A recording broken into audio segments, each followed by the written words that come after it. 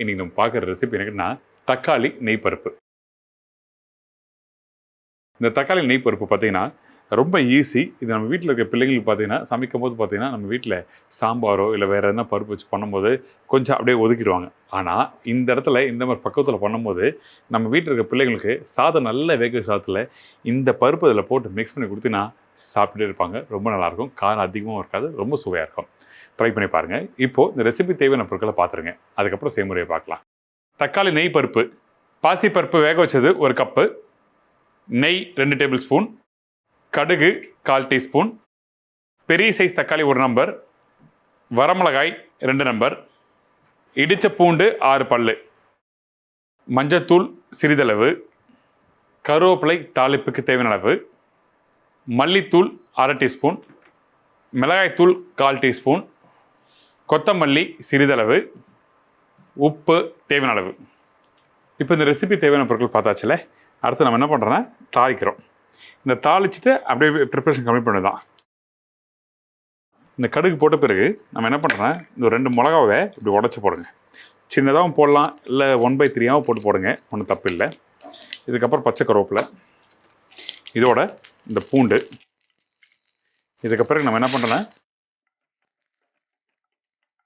இந்த தாளிப்பு தான் மெயின் இம்பார்ட்டன்ட் இந்த ப்ரிப்ரேஷனுக்கு. அந்த பூண்டு, அந்த கடுகு, வரமிளகா இது நல்லா அப்படி வறுக்க ஆரம்பிச்சுன்னா உங்களுக்கு என்னென்னா நல்லா வாசனை எடுத்து கொடுக்கும். அதனால தான் பூண்டு போடுறேன். இதுக்கப்புறம் கட் பண்ணி வச்சுருக்க தக்காளி,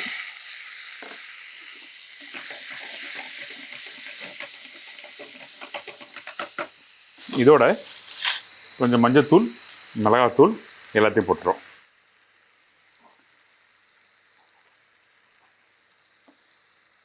இதுக்கப்புறம் மல்லித்தூள் எல்லாத்தையும் ஒன்றா போட்டுருங்க. ஏன்னா தனித்தனியாக போட வேண்டிய அவசியம் இல்லை. நம்ம ஏன்னா இதில் எல்லாத்தையும் பெரட்டுறோம், அவ்வளோதான், வேறு விஷயம் இல்லை. சரிங்களா? இப்போ இதெல்லாம் போட்ட பிறகு நல்லா அப்படியே டாஸ் பண்ணுறீங்க. டாஸ் பண்ணிட்டு நம்ம என்ன பண்ணுறோம், கொஞ்சம் தண்ணி ஊற்றி இந்த மசாலாவை குக் பண்ணுறோம். மசிய வைக்க வேண்டாம், அந்த தண்ணியிலே வேகணும். அதனால தான் நம்ம என்ன பண்ணுறோன்னா இந்த மாதிரி பண்ணுறோம். 2த்துக்கு வித்தியாசம் இருக்குது. ஸோ நீங்கள் வீட்டில் சமைக்கும் போது ட்ரை பண்ணி பாருங்கள். இப்போ இந்த மாதிரி மசாலாலாம் போட்ட பிறகு அந்த தக்காளி நல்லா வெந்த பிறகு என்ன ஒன்றா உங்களுக்கு அந்த பச்சை வாசனை போயிடும். அதே டைமில் அந்த தக்காளியில் அந்த காரத்தன்மை அப்புறம் தக்காளி முழுசாகவே இருக்கும். ஏன் இது தக்காளி முழுசாக்கணும்னு சொல்கிறேன்னா காரணம் இருக்குது. இந்த பருப்பு நீங்கள் இதில் போட்டு மிக்ஸ் பண்ணி பிறகு நீங்கள் சாப்பிடும்போது எல்லாமே மசிஞ்சு போச்சுன்னா அது நல்லா இருக்காது, வேல்யூ கொடுக்காது. ஏதோ ஒரு பொருள் நீங்கள் அப்படி சேர்த்து சாப்பிடும்போது ஒரு மெல்லணும், அந்த லைட்டாக மென்று சாப்பிட்டா தான் உங்களுக்கு வந்து அந்த பருப்பு, அந்த காரம் இதெல்லாம் தெரியும். மெல்லாமல் அப்படி நீங்கள் அப்படி எடுத்து வச்சிங்கன்னா அப்படியே உள்ளே இறங்கிடும். அப்புறம் உங்களுக்கு அந்த பக்குவம் தெரியாது. இதுதான் விஷயம். இப்போ இந்த மாதிரி நல்லா கொதி வருது பார்த்தீங்களா? இந்த கொதி வந்த பிறகு வேக வச்ச பாசிப்பருப்பு இதில் யூஸ் பண்ணுறேன். இந்த வேக வச்ச பாசிப்பருப்பு பார்த்தீங்கன்னா மஞ்சத்தூள் போட்டு வேக வச்சுருக்கோம். இப்படி கையில் எடுத்தால் மசிஞ்சு வந்துடும். அந்த அளவுக்கு நல்லா வேக வச்சுருக்கேன், வேறு எதுவுமே இல்லை. இப்போ இந்த பருப்புலாம் போட்ட பிறகு நான் என்ன பண்ணுறேன்னா இதை நல்லா அப்படி மிக்ஸ் பண்ணுறோம். ஒரு 2 நிமிஷம் ஆகட்டும், நல்லா கொதி வரட்டும். அப்புறம் இந்த பருப்பும் இந்த தக்காளியும் ஒன்று சேர்ந்துடும். இங்கே பாருங்கள், இந்த பருப்பெல்லாம் இதில் போட்ட பிறகு நல்லா கொதிச்சு அந்த பருப்பு வந்து அந்த தக்காளியோட சேர்ந்துடும். எப்போவுமே இந்த ப்ரிப்பரேஷன் முடித்த பிறகு தண்ணியாக மேலே வந்து நிற்கக்கூடாது. அப்படி இருந்ததுன்னா நம்ம வேக வச்ச பருப்பு பக்குவம் வந்து தவறு.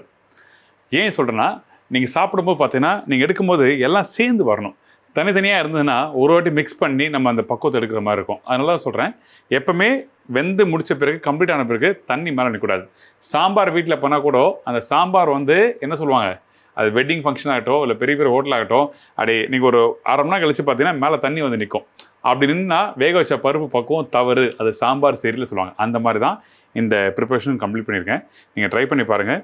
பருப்பு, தண்ணி போட்டுக்க, அந்த தக்காளி, பூண்டு எல்லாம் ஒன்று சேர்ந்துருக்கணும். கடைசியாக நம்ம என்ன பண்ணுறோன்னா கொஞ்சோண்டு கொத்தமல்லி போட்டு அப்படி மேலோட்டமாக அப்படி எடுத்து அப்படி மிக்ஸ் பண்ணுறோம். இது கெட்டியாக வேணால் கெட்டியாக எடுத்துக்கலாம், கொஞ்சம் தண்ணியாக வேணால் தண்ணியாக எடுத்துக்கலாம். அதாவது கொஞ்சம் தின்னா. சரிங்களா?